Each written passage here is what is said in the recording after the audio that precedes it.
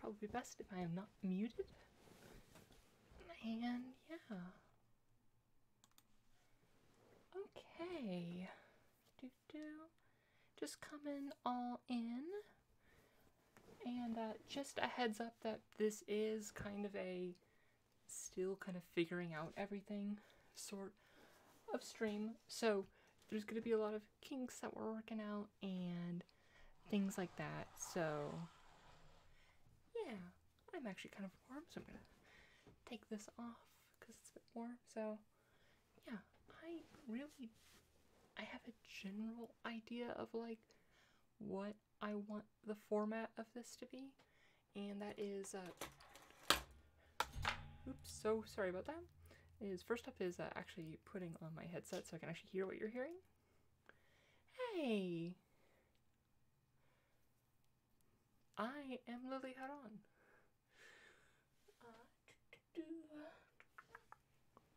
Where are you? There you are. Ooh. Hello? Okay, got this. So, okay. So, yeah. So I figured like the first part of these streams will just kind of like until like the first hour or so, like these I'm aiming to be, I'm not sure how long I want it to be, but I would start them earlier so more people could watch them. I know that this is a quite like late start time, but the main thing is that if it's not at this time, my house is really loud and it's rough and I can't do it then, which is obviously not ideal for that. Also, like my neighborhood gets quite noisy until like it's actually quite late, so this is the normal time that I will start streaming it at all. So yeah.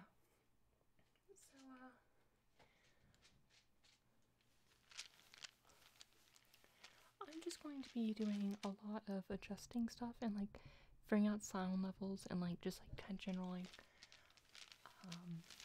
testing things live and just generally figuring out how we want all of this to work. Hey there, Hacksaw Hill. How's it going?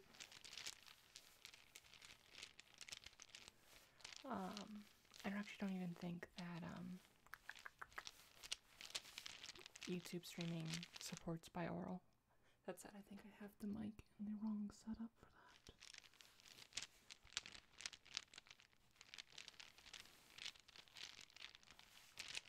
But yeah, just kind of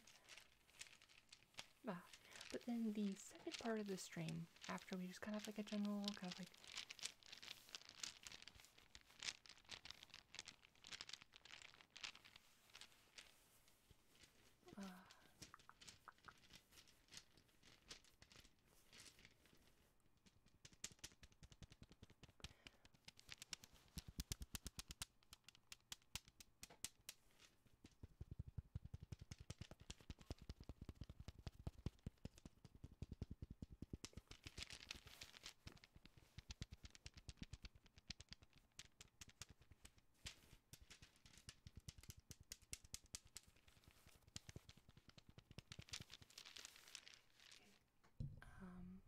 so, like I said, a lot of today is going to be, I'm just playing around this dice bag to, figure this out and everything, so, I don't know, I'm just kind of going to be, I don't have a topic for today, like, I'll probably come into these and kind of just do kind of like a general, like, back and forth talk and everything, for like the first hour or so. And then hopping into, and this is how I'm going to be doing the more long form story readings that I do on my channel. Words that mean things. Gotta check a few things here. Yes, okay. Or the second part of the thing after once we probably hit about midnight. We're going to switch over to doing, this is how we're going to do longer books. So I've almost finished up the reading The Hobbit on my channel, and the problem with that I found was that it's just taken so long to get through it, as well as there's some just weirdness that happens with that, and of course these will be, like, what would you speak of? Think of just the general topics that are already on my channel, like, a specific topic about, like, D&D or magic, or just general things in general, or just kind of, like, live with the chat, so, yeah. So, and also, in the future, this will also be streamed on both Twitch and YouTube. Currently, I'm just doing YouTube just as I kind of figure out the kinks and the mechanics of how YouTube works, because I don't want to do both because this is mostly here to be doing for the mechanicals of it. Like, this isn't going to be probably a full-length live stream. It's just going to be figuring everything out and just kind of testing it and things like that. So, yeah.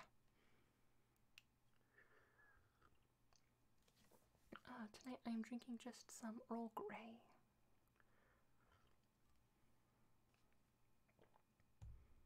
But yeah, so, I just have some stuff for just kind of like general, actually I'm just gonna go right into shuffling because I enjoy shuffling, and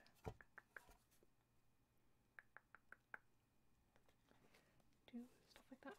Why is it so echoey? Okay, that might be a bit much, but, yep.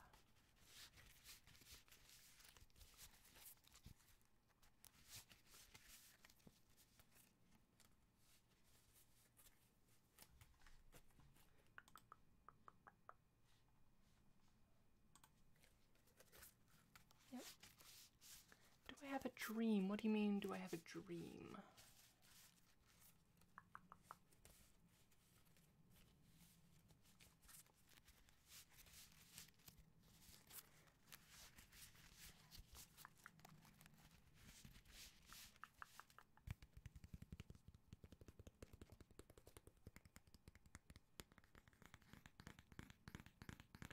Hey there, Jan.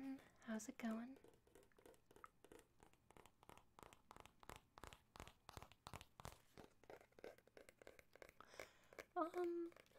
I mean, I have lots of dreams.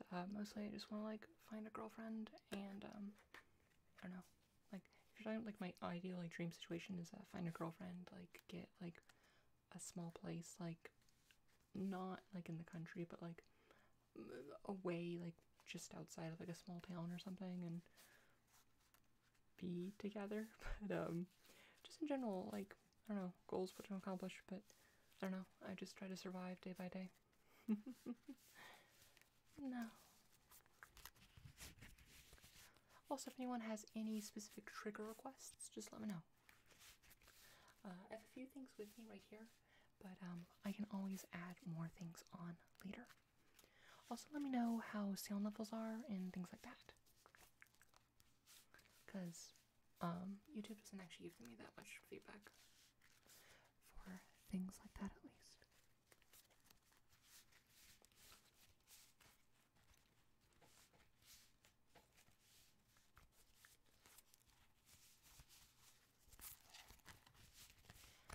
So, yeah.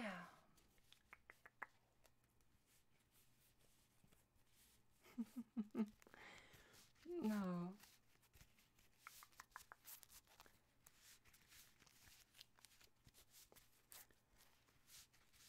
But yeah, no, I figured I'd also talk about just kind of like logistics, how I'm gonna probably do that.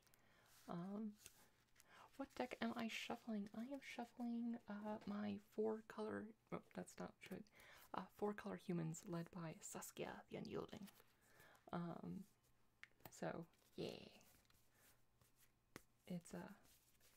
It's kind of like, it's like, I don't know, my premier deck. It's the oldest deck I currently have together. I actually only have 2 EDH decks together right now, because I took apart most of them for my cube. Which is this one and Abzan Life Game, but Abzan Life Game's over there. This was just the first one I saw. But yeah, I have done deck techs on it. Actually, one not actually that long ago.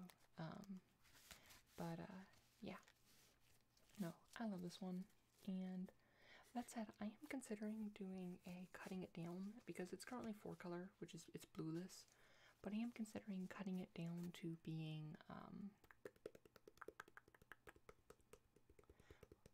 just Celestia. just because kind of like bringing it back to the kind of the roots of like what the like human tribal is, which is like that, like the Innistrad like Selesnya colors.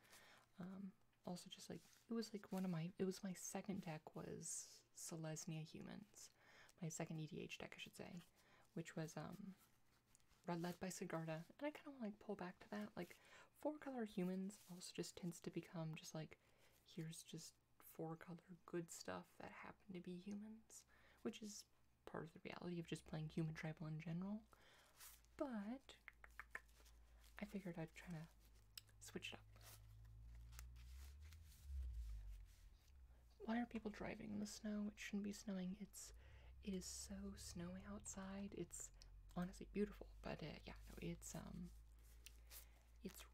there's a lot outside, so oh.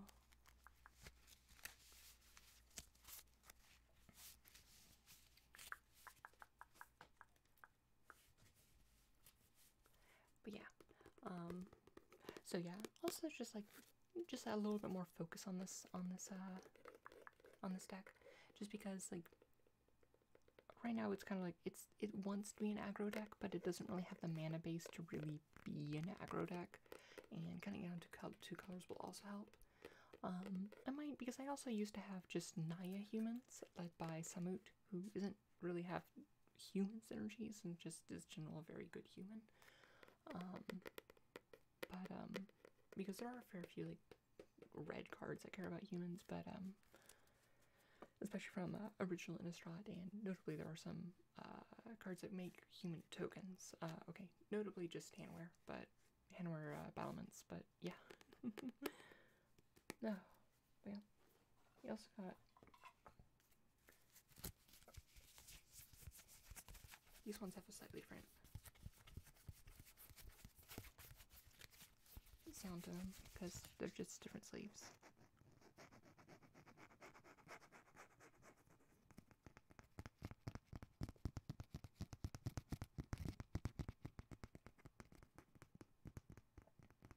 But yeah, no, I really don't know how this is gonna turn out at all, but I've been wanting to do ASMR streams for a while.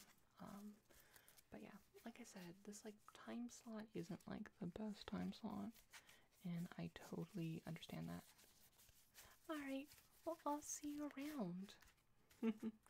Yeah, no, I'm planning on doing this every week, about this time. And although that time might change, but this is the time slot for this is like a time slot of necessity, rather than actually wanting it to be like the actual time slot, but yeah. Because I'd love to do it like be able to like start at like 8 o'clock, which would put me at like starting at like 11 o'clock East Coast. But my house is just very loud at that point, and I don't have control over the other people in my house. Which is like nothing against them. It's like they're awake. That's what's gonna happen. But hey there, your second bike. How's it going? Like I said, if anyone has like any trigger requests, today is kind of just like a test day and figuring out. I pulled some stuff to just work with, but it's a very unfocused day because I'm mostly focusing on the logistics of everything rather than yeah. Oh, I just realized that my backdrop isn't all the way there. There we go. Just want like the back black all the way across, just to not like ruin the illusion of that I'm not just in my room. But I mean, I am trying to go for like a little like cozy look and everything.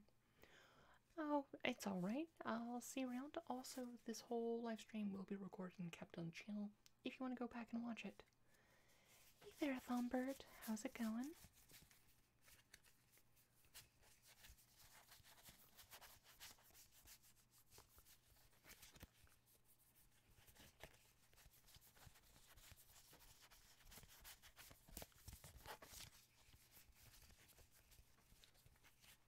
Who is my favorite planeswalker?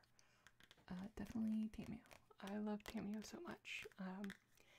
for several reasons. A, she's adorable. B, she loves books. C, she's adorable kids. Not that we've seen their kids, but I can just assume that Moonfolk kids are adorable if they're like smaller Tamios.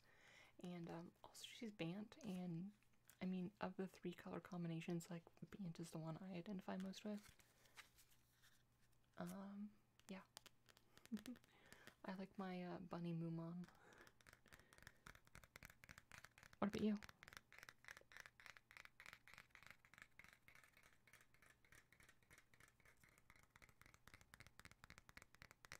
Yep, same. Where are you at? I'm here in Bellevue and across from Seattle, and it's just been like, ugh. I mean, I'm looking forward to like going on like walking like Starbucks tomorrow, if it's even open.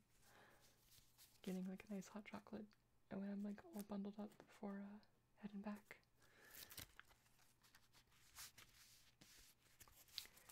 Oh.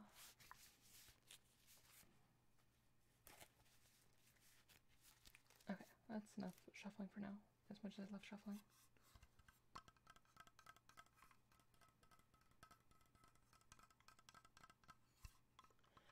Yeah, I do like Donnelly. Also, I really like Gideon. Gideon gets a lot of hate, but I think he's a really cool character. And like, actually like a lot of really cool depth to this character, and I'm really excited to see where he goes, especially once like, I don't know, the main part of this like Bolus arc is over. Because War of the Spark, it has been described as the penultimate episode, so we're coming up to like kind of the end of the Bolus arc, so that'll be interesting seeing where it goes, especially with like the stuff with him and Heliod, which will be cool. Because people have been like hinting that like maybe we might be going back to Theros, because of like the existence of like the heavily costed like heavy mana intensive cards in guilds and Ravnica Allegiance, which ties into devotion quite nicely, and potentially. What are you looking for in terms of card variety with War of the Spark? I don't really know what I'm looking for the Spark. War of the Spark is going to be interesting because it's set on Ravnica, but they've said it's not like the other Ravnica sets, so it's not necessarily going to be guild focused, which will be interesting. So, I'm not really sure. I guess the main thing I'm looking for is like I don't even know what I'm looking for. I think it's just we know nothing about it. They've done a good job of like keeping it like hush hush, and like we don't really have any like beginning idea of like what's going on about it.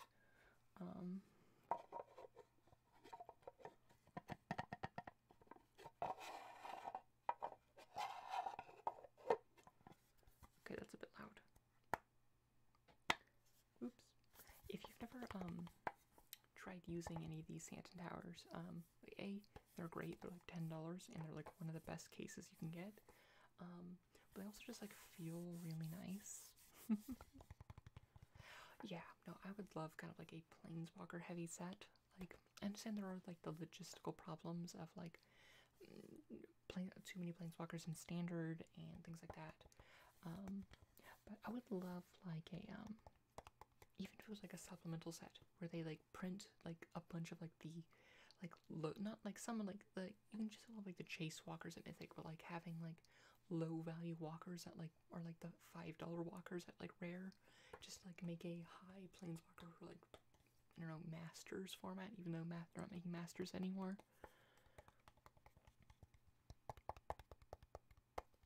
Oh, that'd be interesting, like getting some more, because in terms of color identity, we got that a little bit in Ravnica 2 with the fuse cards, because those gave you three color partings like uh-oh. Are we back?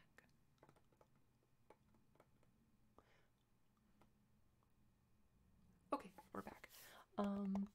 Yeah, no, my computer just said like, yes, it's now disconnected. But uh-oh. So, we're back and we don't have a ROM, so that's good. Yeah. Yeah, that would be cool. I expect that probably will be more like a normal set. Um, but yeah, I could also see that where we get like some tricolor stuff because like getting like some Grixis stuff for Boltless and like maybe not like strictly wedges or shards, but like perhaps like I don't know, asymmetrical ones. But yeah, I don't know.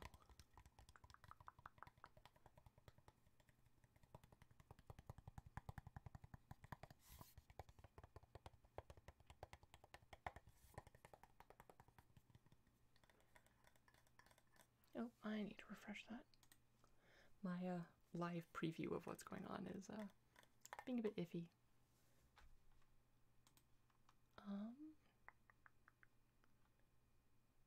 No, I don't want to enable the whole thing. Okay, cool. Oh, I wonder if the storm might be causing us problems. Alright, well, let me know if, like, there might be an issue, but yeah. But you know, I am excited to see what we get from Wordless Park. Like, I haven't been able to play Allegiance as much as I have wanted to yet. Like, I haven't gone out and drafted it that much. But, I'm excited for Wordless Park. That's a, like, I like Legions, like, in terms of, like, I love just, like, Legions for all its commander goodies. So great. I guess I won't be able to, like, I won't be able to draft this, weekend because, I am very much snowed in. Mock said they were closed tonight, but, they said they're gonna try to be open tomorrow, but I don't know what the wisdom, if that's that wise, because it's hard to get anywhere right now. So I just find it funny because it's like I follow a bunch of like Wizards people on Twitter and everything, but since they're all like located near me in the Seattle area, it's just my Twitter feed is just filled with like people from Wizards like talking about the snow and whatnot. Yeah. This one I look at like this is just my pre-release pack from all the way back from Guilds because I chose this one over my like Legions one because it's Selesnya and the Selesnya are the best. But I don't know how the sound will pick up on the mic, but it has a really nice sound. At least I think so.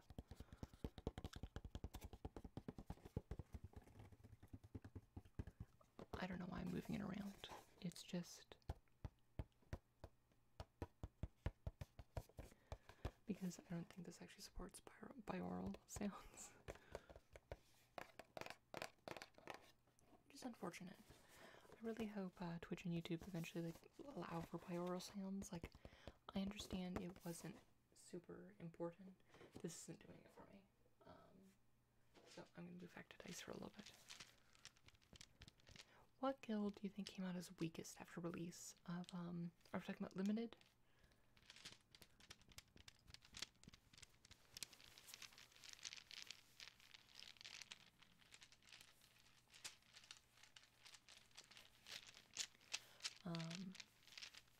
Yeah, no, Azorius still feels the weakest. Like, Azorius isn't as weak as I thought it would be, but yeah, no, it's just, you have to get the exact right cards. Like, there is, like, a decent Azorius deck there, but it's just, it has to be just right, in my opinion. That said, I have not drafted it quite enough to really be, I'm not an expert on limited format, just because I just haven't gotten a chance to, because I've been really busy with everything. And I've been like, I got sick like last weekend, and things been crazy, and just, it's been rough. No.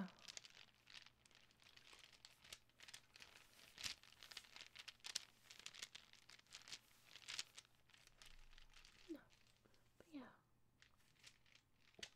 So, yeah, for future streams, I'll probably have like a set topic that I'm gonna be talking about, and actually have like a routine ready to go.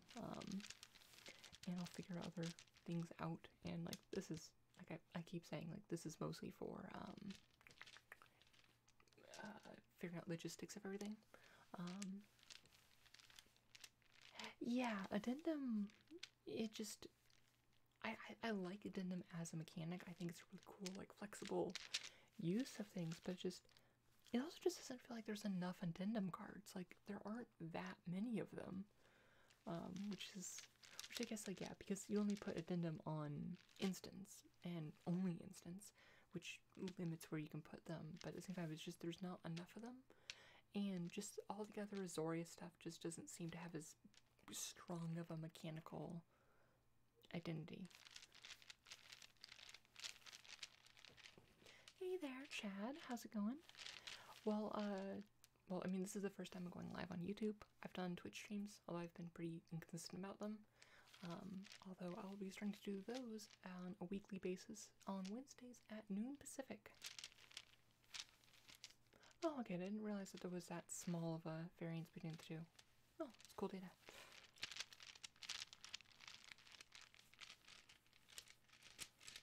This, if you're wondering, is my dice bag. My grandmother made this bag for me, and it was like, this is perfect to store all of my dice. Okay, not all my dice. All my dice does not fit in here. It stores a fair amount of dice. What are you? Are you a Selesnya dice? No, you're a Gruul dice. Gross. Why are you Selesnya colors if you're Gruul dice? Come on, close up. There we go. Yeah. But no, I don't want to like get an actual like good like set for all this. Like right now I just have the black background. I want to get some other things that I can hang to like give it, I don't know, a little bit of a cozier feel as we're here. Especially in about like half an hour or so, I'm going to be switching into, we're going to be doing some reading, and because that's kind of how I'm going to be doing books going forward. Like my reading videos will be more focused on short stories and stuff as I'm finishing up Hobbit. Most girl streams do the same thing.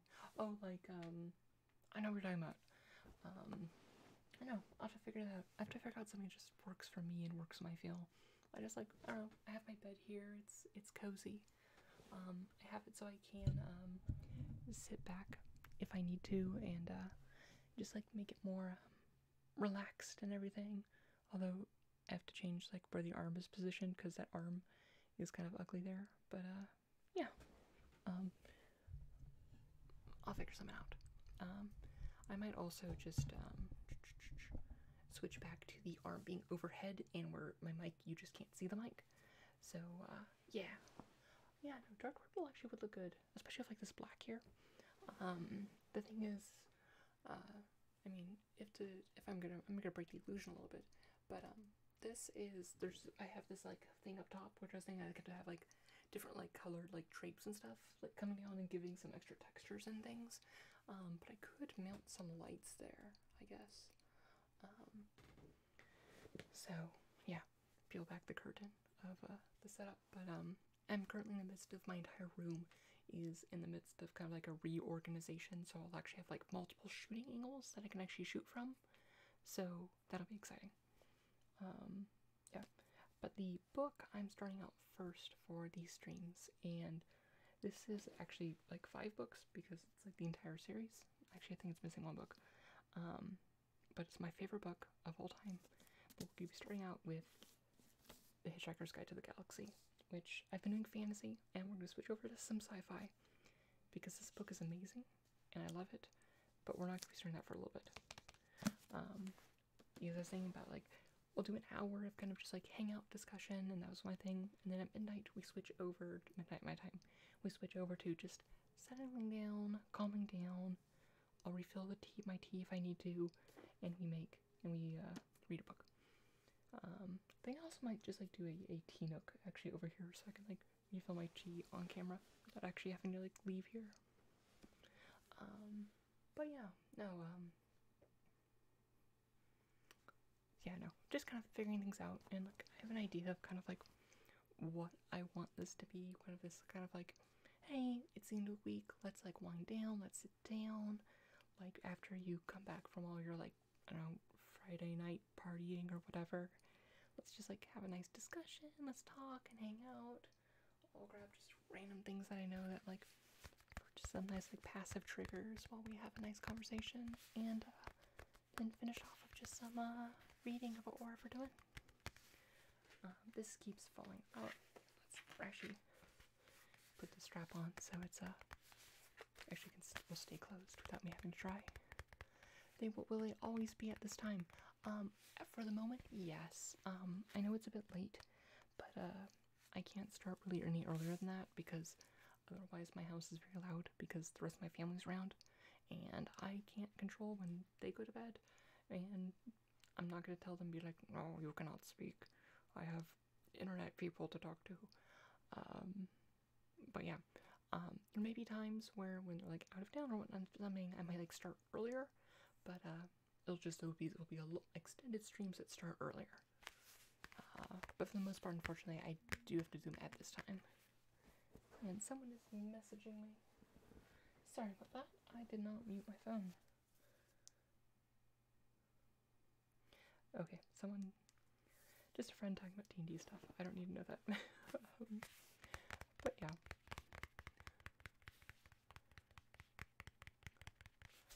Yeah, so, yeah, just kind of figuring this out and getting good things.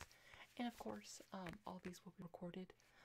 I think YouTube records them automatically, but I'm also recording them locally if I want to, like, polish them at all. But, yeah. But also, any feedback that you have would be really helpful. Like, if you notice, like, sound levels are wrong, if you, like, have, like, any idea of, like, any extra content or anything. I don't know. I have the idea of kind of like this being kind of like an evening show type thing where like I have different like segments that I plug in, where it's like I might find that like just an hour of talking discussion is like too long, and I might want to like break it up and actually have like set in things. But yeah.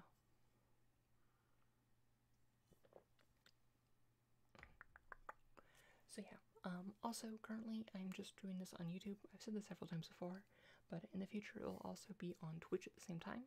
I need to figure out where I'm going to, like, coordinate, like, on the recordings, if I want to have, like, Twitch chat, like, on the actual video, and then YouTube chat, because I know if you go with the native recording that YouTube does of this, it will put up the chat alongside with it, which is obviously beneficial and nice and awesome.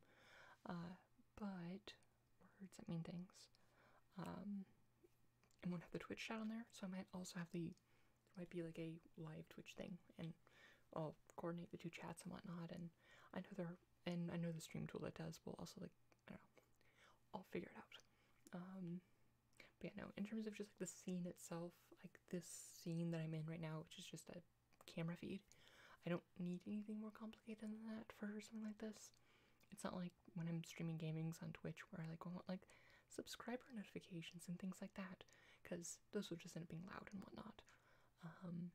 Like obviously I do like it when you do subscribe and things like that, but they won't be notifications on the screen. I'll just get those from the chat and reply to them then, rather than the whole big whatever the sound is. So yeah, I'm just rambling now, although I guess that's kind of the point. So yeah. Yeah, I don't know. I guess I could talk about this book a little bit. So, if you don't know, The Hitchhiker's Guide to the Galaxy, and I mean, we're about 20 minutes away from like starting this, but it is by far my favorite book. It's by Douglas Adams, who is a great comedy writer, and I want to get to the first chapter, and there's actually a really good introduction, and I might just start the introduction right now. Yeah, let's just start the introduction, and then I might talk more about it later. So, yeah.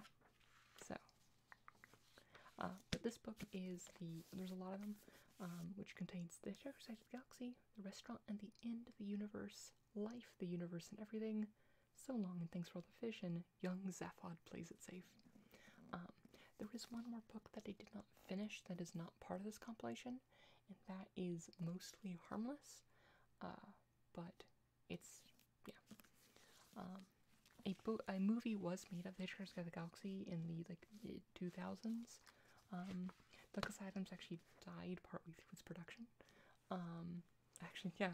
And it never actually gained that lot of praise, and I think in terms of just like movie adaptations, like it was actually very faithful to the first book. Like they changed some stuff to like make it work as its own self-contained movie, but honestly, it was actually very faithful to the feel and style, and I thought it was really good, and I rather enjoyed that adaptation of it. And I kind of want to go watch it now, but I'm not going to. I'll probably do that after the stream. So let us begin this nice little time. Okay. Introduction. Let's put this pillow on me so I actually. Oh no. Let's do this. And yeah, I also saw in the theaters. Because yeah.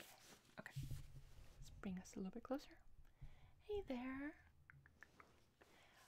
How's it going? Oh, thank you. Welcome, welcome. Okay.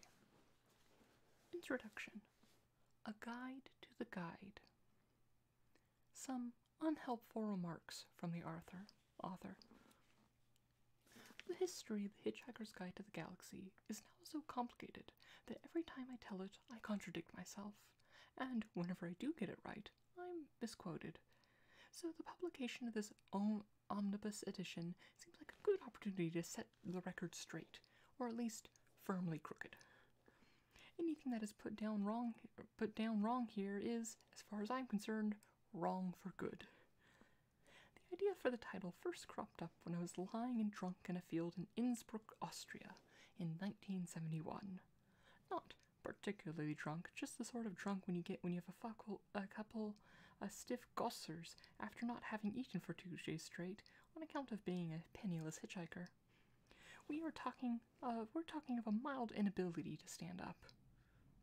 I was traveling with a copy of The Hitchhiker's Guide to Europe by Ken Walsh, a very battered copy that I borrowed from someone. In fact, since this was 1971, and I still have the book, it must have counted as stolen by now. I don't have a copy of the Europe on $5 a day, as it then was, because I wasn't in that sort of financial language. Night was beginning to fall on my field as it spun lazily underneath me. I was wondering where I could go that was cheaper than Innsbruck, resolved less, and didn't do the sort of things to me that Innsbruck had done to me that afternoon. What had happened was this. I had been walking through the town trying to find a particular address. When being thoroughly lost, I stopped to ask for directions from a man on the street. I knew this mustn't be easy because I don't speak German, but I still was surprised to discover how much difficulty I was having communicating with this particular man. Gradually, the truth dawned on me as we struggled in vain to understand each other, that of all the people in Innsbruck I could have stopped to ask, the one I had picked did not speak English, did not speak French, and was also deaf and dumb. With a series of sincerely apologetic hand movements, I disentangled myself, and a few minutes later, on another street, I stopped and asked another man, who also turned out to be deaf and dumb, which was when I was then brought the beers. I ventured back onto the street. I tried again. When the third man I spoke to turned out to be deaf and dumb and also blind, I began to feel a terrible weight settling on my shoulders. Whenever I looked at the trees and the buildings wherever I looked, the trees and buildings took on dark and menacing aspects. I pulled my coat tightly around me and hurried lurching down the street, whipped up by a sudden gusting wind. I bumped into someone and stammered an apology, but he was deaf and dumb and unable to understand me. The sky lowered. The pavement seemed to tip and spin. If I hadn't happened to duck down a side street and pass a hotel where a convention for the deaf was being held, there was every chance that my mind would have cracked completely, and I would have spent the rest of my life writing the sort of books for which Kafka became famous and dribbling. as it is, I went to lie in a field, along with my Hitchhiker's Guide to Europe, and when the stars came out, it occurred to me that if only someone would write a Hitchhiker's Guide to the Galaxy as well, then I, for one, would be off like a shot. Having this thought, I promptly fell asleep and forgot about it for about 6 years. I went to Cambridge University. I took a number of baths and a degree in English. I worried a lot about girls and what had happened to my bike. Later became a writer and worked on a lot of things that were almost incredibly successful, but in fact just failed to see the light of day. Others writers will know what I mean. My pet project was to write something that would combine comedy and science fiction, and it was this obsession that drove me into deep debt and despair. No one was interested, except finally one man, a BBC radio producer named Simon Brett, who had the same idea, comedy and science fiction. Although Simon only produced the first episode before leaving to BBC to concentrate on his own writing, he is best known in the United States for his excellent Charles Paris detective novels. I owe him an immense debt of gratitude. For simply getting the things to happen in the first place. He was succeeded by the legendary Gregory Perkins. In its original form, the show was going to be rather different. I was feeling a little disgruntled with the world at the time and put together about 6 different plots, each of which ended with the destruction of the world in a different way, and for a different reason. It was called The Ends of the Earth. While I was filling the details of the first plot, in which Earth was demolished to make way for a new hyperspace express route, I realized that I needed to have someone from another planet to tell the reader what was going on, to give the story the context I needed. So I had to work out who he was and what he was doing on Earth.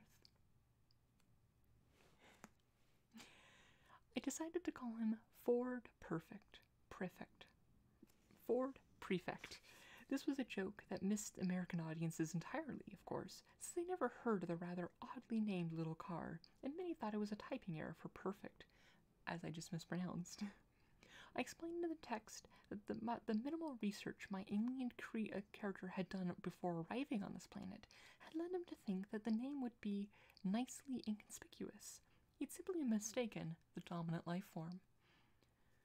So, how would such a mistake arise? I remember I used to hitchhike through Europe, and would also find the information or advice that came my way was out of date or misleading in some way. Most of it, of course, just came from the stories of other people's travel experiences. At this point, the title, The Hitchhiker's Guide to the Galaxy, suddenly popped back into my mind from wherever it had been hiding all this time.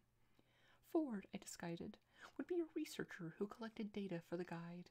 As soon as I started to develop this particular notion, it moved inexorably to the center of the story, and the rest, as the creator of the original Ford Prefect would say, is bunk.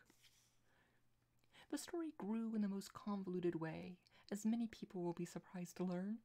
Writing episodically meant that I would finish one episode. I had no idea what the next one would contain. When, in the twists and turns of the plot, some event suddenly seemed to illuminate things that had gone before, I was as surprised as anyone else. I think that the BBC's attitude towards the show while it was in production was very similar to that which the Macbeth had towards murdering people. Initial doubts, followed by cautious enthusiasm, and then greater and greater alarm at the sheer scale of the undertaking, with still no end in sight. Reports that Jeffrey and the sound engineers were buried in a subterranean studio for weeks on end, taking as long to produce a single sound effect as other people took to produce an entire series, and stealing out everyone else's studio time in which to do so, were all vigorously denied, but absolutely true. The budget of the series escalated to the point that it could have been practically paid for by a few seconds of Dallas if the show hadn't worked. The first episode went out on BBC Radio 4 at 10:30 p.m. on a Wednesday, March 8th, 1978. On a huge blaze of no publicity at all. Bats heard it, the whole old dog barked. Odd dog barked. After a couple weeks, a letter or two trickled in. So someone out there had listened. People I talked to seemed to like Marvin the paranoid android, whom I had written as a one-scene joke, and only developed further at Jeffrey's insistence. Then some publishers became interested. I was commissioned by Pan Books in England to write up the series in book form. After a lot of procrastination and hiding and inventing excuses and having baths, I managed to get about 2/3 of it done. At this point, they said, very pleasantly and politely, they had already passed 10 deadlines, so would just please finish the page I was on and let them have the damn thing. Meanwhile, I was busy trying to write another series, and was also writing the script and editing the TV series Doctor Who, because while it was very pleasant to have your own radio series, especially one that somebody had written in to say they heard, it didn't exactly buy you lunch. So that was more or less the situation when the book The Hitchhiker's Guide to the Galaxy was published in England in September 1979 and appeared on the Sunday Times mass market bestseller list at number 1 and just stayed there. Clearly, someone had been listening. This is where things start to get complicated, and this is what I was asked in writing this introduction to explain. The guide has appeared in so many forms: books, radio, a television series, records, and soon to be a major motion picture, each time with a different storyline that even its most acute followers have become baffled at times. Here is a breakdown of the different versions, not including the various stage versions, which haven't been seen in the States and only complicate the matter further. The radio series began in England in March 1978. The first series consisted of 6 programs, or FITs as they were called. FITs 1 through 6. Easy. Later that year, one more episode was recorded and broadcast, commonly known as the Christmas episode. It contained no reference of any kind to Christmas. It was called the Christmas episode because it was the first broadcast on December 24th, which is not Christmas Day. After this, things began to get increasingly complicated. In the fall of 1979, the first Hitchhiker book was published in England, called The Hitchhiker's Guide to the Galaxy. It was substantially expanded the version of the first 4 episodes of the radio series, in which some of the characters behaved in entirely different ways, and others behaved in exactly the same ways, but for entirely different reasons, which amounts to the same thing, but saves rewriting the dialogue. At roughly the same time, a double record album was released, which was, by contrast, a slightly contracted version of the first 4 episodes of the radio series. These were not the recordings that were originally broadcast, but wholly new recordings of substantially the same scripts. This was done because we had used music off gramophone records as incidental music for the series, which is fine in radio, but it makes commercial release impossible. In January 1980, 5 new episodes of The Hitchhiker's Guide to the Galaxy were broadcast on BBC Radio, all in 1 week, bringing the total number to 12 episodes. In the fall of 1980, the second Hitchhiker Guide book was published in England, about the same time as that Harmony Books published the first book in the United States. It was very substantially reworked, re-edited, and contracted versions of episodes 7, 8, 9, 10, 11, 12, 5, and 6, in that order, of the radio series, The Hitchhiker's Guide to the Galaxy. In case that seems too straightforward, the book was called The Restaurant at the End of the Universe, because it included the material from episode 5 of The Hitchhiker's Guide to the Galaxy, which was set in the restaurant called the Milliways, otherwise known as The Restaurant at the End of the Universe. At roughly the same time, a second record album was made featuring heavily rewritten and expanded versions of episodes 5 and 6 of the radio series. This record album was also called The Restaurant at the End of the Universe. Meanwhile, a series of 6 television episodes of The Hitchhiker's Guide to the Galaxy was made by BBC and broadcast in January 1981. This was based, more or less, on the first 6 episodes of the radio series. In other words, incorporated most of the book of The Hitchhiker's Guide to the Galaxy and the second half of the book of The Restaurant at the End of the Universe. Therefore, they would follow the same basic structure of the radio series and incorporated the revisions from the book, which didn't. In January 1982, Harmony Books published The Restaurant in the Universe in the United States. In the summer of 1982, a third Hitchhiker's book was published simultaneously in England and the United States, called Life, the Universe, and Everything. This was not based on anything that had been heard or seen on radio or television. In fact, it flatly contradicted episodes 7, 8, 9, 10, 11, 12 of the radio series. These episodes of The Hitchhiker's Guide to the Galaxy, you will remember, had already been incorporated in the revised form of the book called The Restaurant at the End of the Universe. At this point, I went to America to write a film screenplay, which was completely inconsistent with most of what had gone on so far, and since then, that film has been delayed in the making. A rumor that it currently has it that its filming will start shortly before The Last Trump. I wrote the fourth and last book in the trilogy, So Long, and Thanks for All the Fish. This was published in Britain and the USA in the fall of 1984, and it effectively contradicted everything to date, up to including itself. As if this were not enough, I wrote a computer game for Infocom called The Hitchhiker's Guide to the Galaxy, which bore only fleeting resemblances to anything that had previously gone under the title, and in collaboration with Jeffrey Perkins, assembled The Hitchhiker's Guide to the Galaxy, the original radio scripts, published in England and the US in 1985. Now, this was an interesting venture.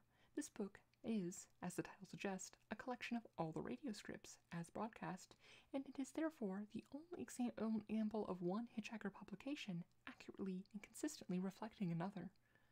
I feel a little uncomfortable with this, which is why the introduction to the book was written after the final and definitive one you are reading now, and of course, flatly contradicts it. People are often asking me how they can leave the planet, so I prepared some brief notes. 1. Phone NASA. Their phone number is 713-483-31111. Explain that it is very important that you get away as soon as possible. 2. If they do not cooperate, phone any friend you might have in the White House, 202-456-1414, to have a word on your behalf with the guys at NASA. 3. If you don't have any friends at the White House, phone the Kremlin. Ask the overseas operator for 0107 095 295 9051. They don't have any friends there either, at least none to speak of, but they do seem to have a little influence, so you might as well try. If that fails, phone the Pope for guidance. His telephone number is 011-396-6982, and I gather his switchboard is infallible. 5. If all these attempts fail, flag down the passing flying saucer and explain that it is vitally important that you get away before your phone bill arrives. Douglas Adams. And that was the introduction, which brings us nicely to midnight, which is time for the first chapter. And just in time for a plane to be flying overhead. All right. The Hitchhiker's Guide to the Galaxy. Lily's favorite book. For Johnny Brock and Claire Gorst and all the other Arlingtonians for tea, sympathy, and a sofa. Far out in the uncharted backwaters of the unfashionable end of the western spiral arm of the galaxy lies a small, unregarded yellow sun. Orbiting this at a distance of roughly 98 million miles is an utterly insignificant little blue-green planet whose ape-descended life forms are so amazingly primitive that they still think that digital watches are a pretty neat idea. The planet has, or rather had, a problem, which was this. Most of the people we're living at were unhappy for pretty much much of the time. Many solutions were suggested for this problem, but most of these were largely concerned with the movements of small green pieces of paper, which is odd because on the whole, it wasn't the small green pieces of paper that were all unhappy. And so the problem remained. Lots of people were mean, most of them were miserable, and even the ones with digital watches.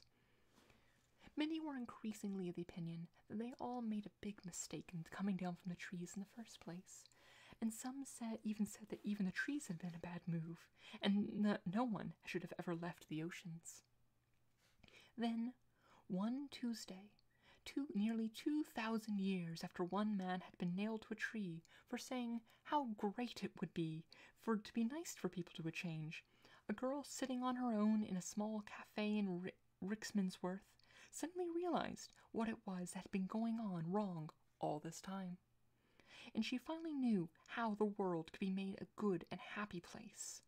This time, it was right. It would work, and no one would have to get nailed to anything. Sadly, however, before she could get a phone to tell anyone about it, a terrible, stupid catastrophe occurred, and the idea was lost forever. This is not her story, but it is the story of that terrible, stupid catastrophe and some of its consequences.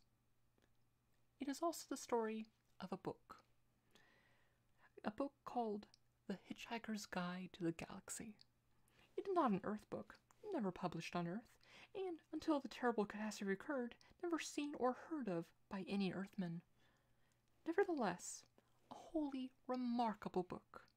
In fact, it was probably the most remarkable book to ever come out of the great publishing corporations of Ursa Minor, of which no Earthman has ever heard of either. Not only is it a wholly remarkable book, but also a highly successful one, more popular than Celestial Home Care Omnibus, better selling than 53 More Things to Do in Zero Gravity, and more controversial than Ulan Kuflapit's trilogy of philosophical blockbusters, Where God Went Wrong, some more of God's greatest mistakes, and Who is this God person anyway? In many of the more relaxed civilizations on the outer eastern rim of the galaxy, the Hitchhiker's Guide has already supplanted the great Encyclopedia Galactica as the standard repository for all knowledge and wisdom. Though it has many omissions and contains much that is apocryphal, or at least wildly inaccurate, it scours for the older, more pedestrian work in two important respects. First, it is slightly cheaper, and second, it has the words "Don't Panic" inscribed in large, friendly letters on its cover. But the story of this terrible, stupid Thursday, the story of its extraordinary consequences, and the story of how these consequences are inextricably intertwined with the remarkable books begins very simply. It begins with a house. Chapter 1. The house stood on a slight rise just on the edge of the village. It stood on its own and looked out over a broad spread of West Country farmland. Not a remarkable house by any means. It was about 30 years old, squattish, squarish, made of brick, and had 4 windows set in the front side in a proportion which was more or less exactly failed to please the eye. The only person for whom the house was in any way special was Arthur Dent, and that was only because it happened to be the one he lived in. He had lived in it for about 3 years, ever since he moved out of London, because it made him nervous and irritable. He was about 30 as well, tall, dark-haired, and never quite at ease with himself. The thing that used to worry him most was the fact that people always used to ask him what he was looking so worried about. He worked in local radio, which he always used to tell his friends was a lot more interesting than they probably thought. It was, too. Most of his friends worked in advertising. On Wednesday night, it had rained very heavily, and the lane was wet and muddy, but the Thursday morning sun was bright and clear as it shone in Arthur Dent's house for what was to be the last time. It hadn't properly registered yet with Arthur that the council wanted to knock it down and build a bypass instead. At about 8 o'clock Thursday morning, Arthur didn't feel very good. He woke up bleary, got up, and wandered blearily around his room, opened a window, saw a bulldozer, found his slippers, and stomped off to the bathroom to wash. Toothpaste on the brush, so scrub. Shaving mirror pointing at the ceiling, he adjusted it, for a moment reflected a second bulldozer through the bathroom window. Properly adjusted, it reflected Arthur's dense bristles. He shaved them off, washed, dried, and stomped off to the kitchen to find something pleasant to put in his mouth. Kettle, plug, fridge, milk, coffee, yawn. The word bulldozer wandered through his mind for a moment in search of something to connect with. The bulldozer outside his kitchen window was quite a big one. He stared at it. Yellow, he thought, and stomped off back to his bedroom to get dressed. Passing the bathroom, he stopped to drink a large glass of water and another. He began to suspect that he was hungover. Why was he hungover? Had he been drinking the night before? He supposed he must have. He caught a glint in the shaving mirror. Yellow, he thought, and stomped on to the bedroom. He stood and thought. The pub, he thought. Oh dear, the pub. He vaguely remembered being angry about something that seemed important. He'd been telling people about it at great length, he rather suspected. His clearest visual recollection was of glazed looks on other people's faces. Something about a new bypass he'd just found out about. It had been in the pipeline for months, only no one seemed to have known about it. Ridiculous. He took a swig of water. It would sort itself out, he decided. No one wanted a bypass. The council didn't have a leg to stand on. It would sort itself out. God, what a terrible hangover it had earned him, though. He looked outside himself in the wardrobe mirror. He stuck out his tongue. Yellow, he thought. The word yellow wandered through his mind in search of something to connect with. 15 seconds later, he was out of the house and lying in front of a big yellow bulldozer that was advancing up his garden path. Mr. L. Prosser was, as they say, only human. In other words, he was carbon-based bipedal life form descended from an ape. More specifically, he was 40, fat, shapely, and worked for the local council. Curiously enough, he didn't know it, he was also a direct male line descendant of Genghis Khan, and through intervening generations and racial mixing had so jungles his genes that he had no discernible Mongoloid characteristics, and the only vestiges left in Mr. L. Prosser with his mighty ancestry was a pronounced stoutness about his tum and a predilection for little fur hats. He was, by no means, a great warrior. In fact, he was a nervous, worried man. Today he was particularly nervous and worried because something had gone seriously wrong with his job, which was to see Arthur Dent's house got cleared out of the way before the day was out. "Come off it, Mr. Dent," he said. "You can't win. You know. You can't lie in front of the bulldozer indefinitely." He tried to make his eyes blaze fiercely, but they just wouldn't do it. Arthur lay in the mud and squelched at him. "I'm game," he said. "We'll see who rests first." "I'm afraid you're just going to have to accept it," said Mr. Prosser, gripping his fur hat and rolling it around on top of his head. "This bypass has got to be built, and it is going to be built." "First I've heard of," said Arthur. "Why's it got to be built?" Mr. Prosser shook his finger at him, and then stopped and put it away. "What do you mean, why is it got to be built?" he said. "It's a bypass. You've got to build bypasses." Bypasses are devices that allow some people to dash from point A to point B very quickly, while other people dash from point B to point A very fast. People living at point C, being a point directly between, are often given to wonder what's so great about point A that so many people in point B are keen to get there, and what's so great about point B that so many people from point A are so keen to get there. They often wish that people would just once and for all work out where the hell they wanted to be. Mr. Prosser wanted to be at point D. Point D wasn't anywhere in particular. It was just a convenient point a very long way from points A, B, and C. He would have a nice little cottage at point D, with axes over the door, and spend a pleasant amount of time at point E, which would be the nearest pub to point D. His wife, of course, wanted climbing roses, but he wanted axes. He didn't know why. He just liked axes. He flushed hotly under the derisive grins of the bulldozer drivers. He shifted his weight from foot to foot, but it was equally uncomfortable on his each.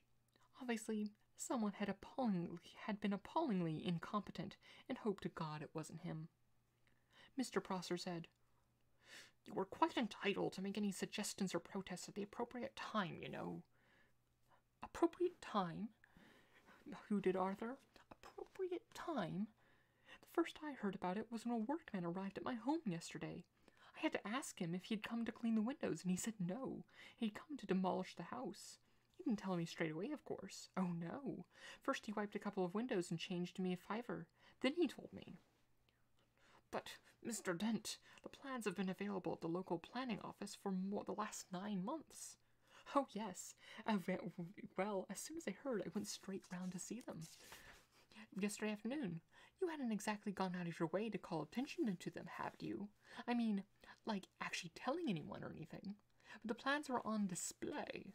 On display? I eventually had to go down to a cellar to find them. That's the display department, with a flashlight. Well, the lights had probably gone out. Had probably gone. So had the stairs. Well, but look, you found the notice, didn't you? Yes, said Arthur. Yes, I did. It was on display at the bottom of a locked filing cabinet, stuck in a disused laboratory, with a sign on the door saying, "Beware of the leopard." A cloud passed overhead. It cast a shadow over Arthur Dent as he lied propped up on his elbow in the cold mud. It cast a shadow over Arthur Dent's house. Mr. Prosser frowned at it. "It's not like it's a particularly nice house," he said.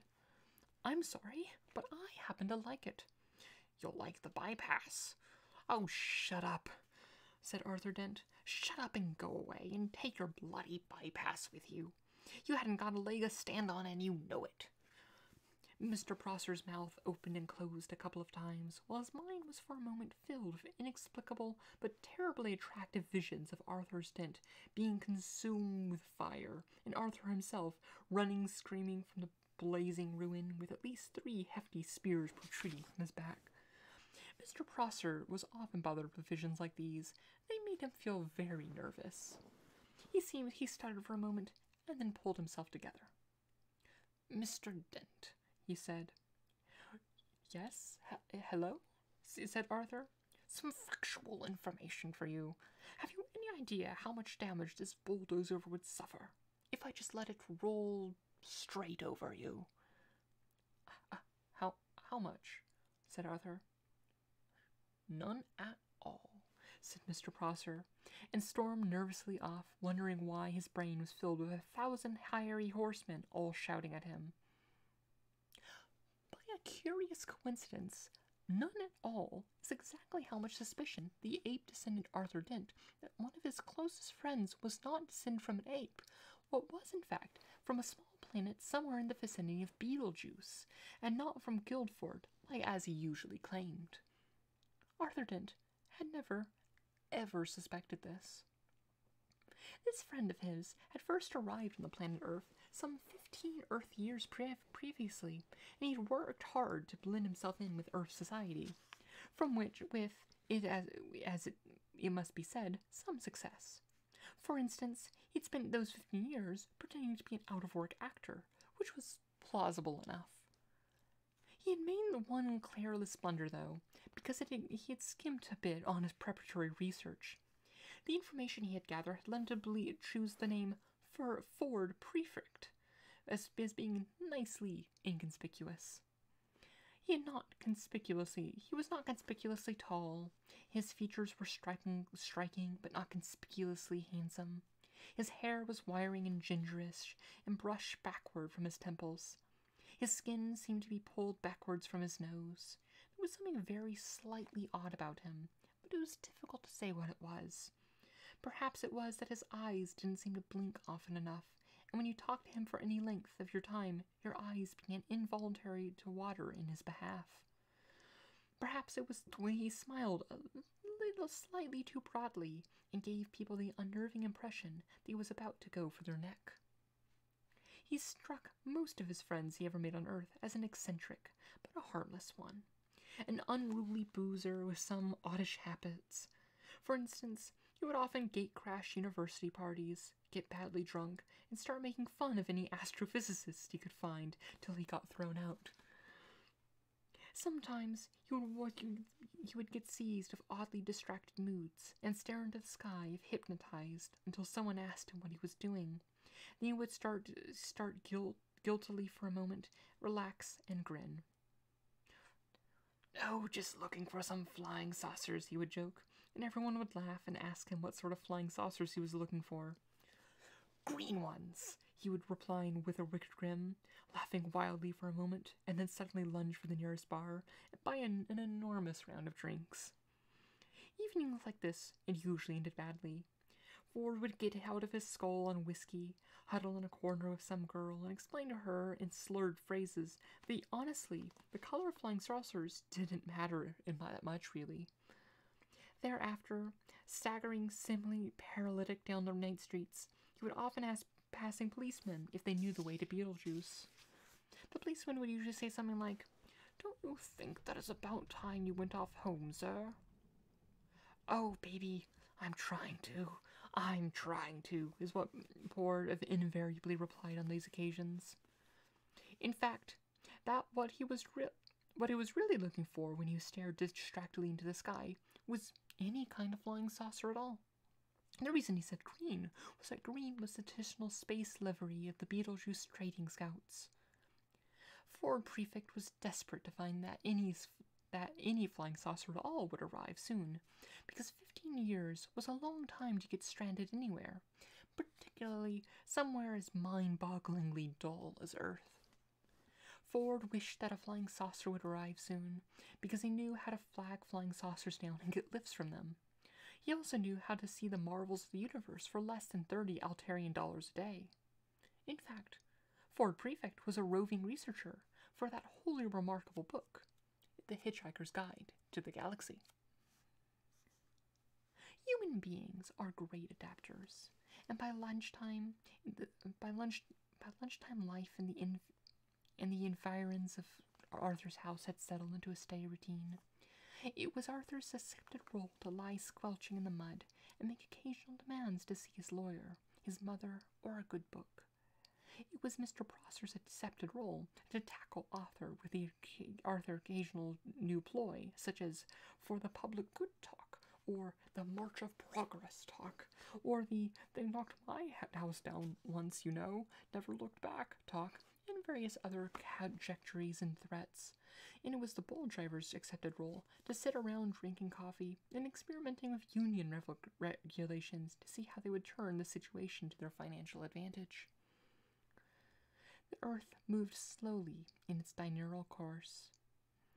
The sun was beginning to dry out the mud that Arthur lay in. A shadow moved across him again. "Hello, Arthur," said the shadow. Arthur looked up, squinting into the sun, and was startled to see Ford Prefect standing above him. "Ford! Hello, how are you?" "Fine," said Ford. "Look, are you busy?" Am I busy?" exclaimed Arthur. "Well, I just got all these bulldozers, and I have things to lie in front of, because they'll just knock down my house if I don't. But other than that, no, not especially." "Why?" They don't have sarcasm on Beetlejuice, and Ford Prefect often failed to notice it unless he was concentrating. He said, "Good. Is there anywhere we can talk?" What? Said Arthur Dent. For a few seconds, Ford seemed to ignore him, and stared fixedly into the sky like a rabbit trying to get run over by a car. Then suddenly he squatted down beside Arthur. "We've got to talk. And drink." "Fine," said Arthur. "Talk." "It is vitally important that we talk and drink. Now, we'll go to the pub in the village." He looked into the sky again, nervous, expectant. "Look, don't you understand?" shouted Arthur. He pointed at Prosser. "That man wants to knock down my house." Ford glanced at him, puzzled. Well, they can't do it while you're away, can't he?" he asked. "But Well, I mean, he can do it while you're away, can't he? He asked. But I don't want them to. Ah. Look, what's the matter with you, Ford? Said Arthur. Nothing. Nothing's the matter. Listen to me. I've got to tell you the most important thing you've ever heard. I've got to tell you now, and I've got to tell you in the saloon of the bar of the Horse and Groom. But why? Because you're going to need a very stiff drink. Ford stared at Arthur, and Arthur was astonished to find his will beginning to weaken. He hadn't realized that this was because of an old drinking game that Ford learned to play in hyperspace ports that served the Mandranite mining belts in the system of Orion Beta. The game was not unlike Earth game called Indian Wrestling. It was played like this. Two contestants would sit on either side of the table, with a glass in front of each of them. Between them would be placed a bottle of Jank's spirit, and immortalized in the ancient Orion mining song, "Oh, don't give me none more of that old Jank spirit. No, don't give me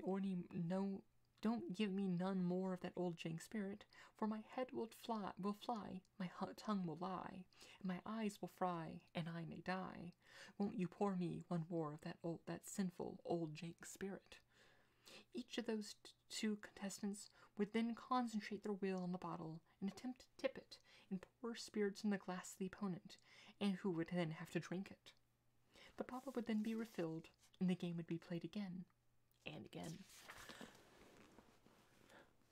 Once you started to lose, you'd probably keep losing, because one of the effects of the Jank spirit is to deeply suppress telepsychic power. As soon as the predetermined quantity had been consumed, the final loser would have to perform a forfeit, which was usually obscenely biological. Ford Prefect usually played to lose. Ford stared at Arthur, who began to think that perhaps he did want to go to the House and Groom after all. But what about my house?" he asked plaintively. Ford looked across to Mr. Prosser, and suddenly a wicked thought struck him. "He wants to knock your house down?" "Yes, he wants to build, and he can't do it because you're lying in front of his bulldozer." Yes, and? "I'm sure we can come to an agreement," said Ford.